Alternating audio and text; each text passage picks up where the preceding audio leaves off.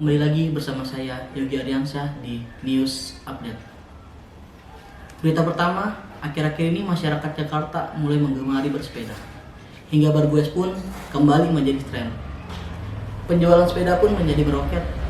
Berdasarkan pantauan dari beberapa toko sepeda di sepanjang jalan Taman Asri Jakarta, penjualan pun kembali meroket hingga 2 kali lipat per harinya. Berdasarkan pantauan dari beberapa toko sepeda di sepanjang jalan Taman Asri Jakarta, rata-rata mengalami kenaikan penjualan hingga 2 kali lipat setiap harinya. Jika sebelum pandemi sehari satu toko sepeda bisa menjual 8 hingga 10 unit sepeda, saat pandemi sekarang setiap toko bisa menjual hingga 20 unit sepeda setiap harinya. Selama PSBB, toko di sepanjang Jalan Taman Sari berjualan melalui online dan tidak menerima pembelian secara langsung. Hal ini dilakukan demi mengurangi interaksi dengan konsumen.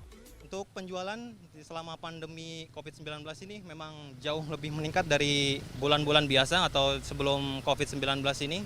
Mungkin kalau estimasi sekitar 2-3 kali lipat. Model sepeda lipat masih menjadi primadona. Selain mudah, sepeda lipat dapat dibawa dan tidak membutuhkan ruang besar untuk menaruhnya. Ketika saat ini masyarakat dituntut untuk menjaga kesehatan dan imunitas tubuh, sejumlah orang memilih bersepeda. Yang pertama ya olahraga ya. Pasti buat olahraga, masa pandemi ini juga saya banyak waktu ya, karena banyak di rumah ya, untuk mengisi waktu lah yang positif. Olahraga saat ini yang memungkinkan masa pandemi adalah sepeda ya, bersepeda. Sedangkan di tempat-tempat lain kayak gym sekarang kan tutup, jadi yang memungkinkan inilah sepeda. Tren bersepeda tidak hanya terjadi di Indonesia. Menurut kantor berita Reuters, pandemi ini membuat kenaikan pembelian sepeda di sejumlah negara di dunia, di antaranya Amerika Serikat, Kanada, dan Prancis. Randy Putrama, Softan Herdiagama, Jakarta. PSBB pun belum berakhir.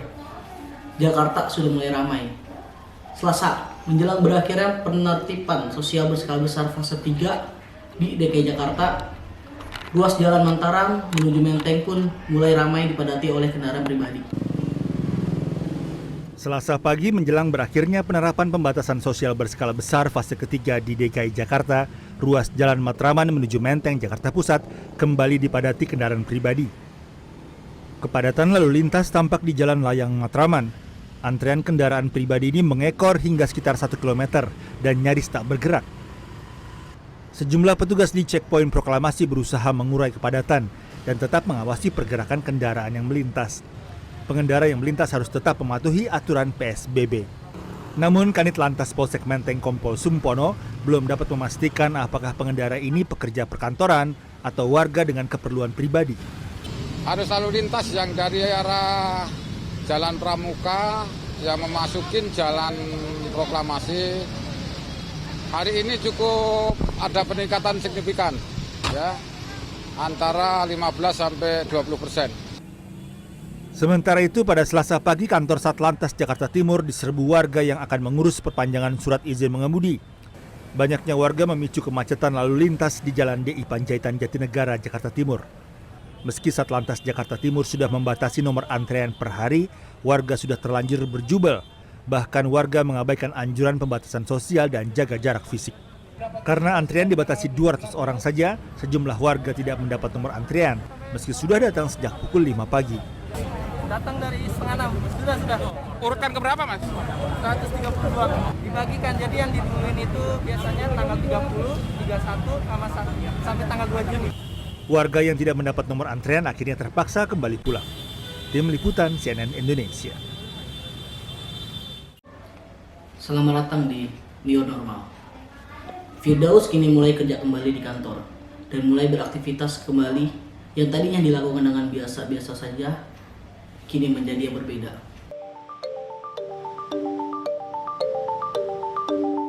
Firdaus kini mulai bekerja lagi di kantor.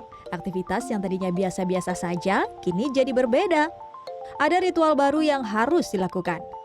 Mulai wajib mengenakan masker, rajin mencuci tangan, menekan tombol lift dengan perantara, serta membersihkan meja kerja dengan disinfektan sebelum beraktivitas.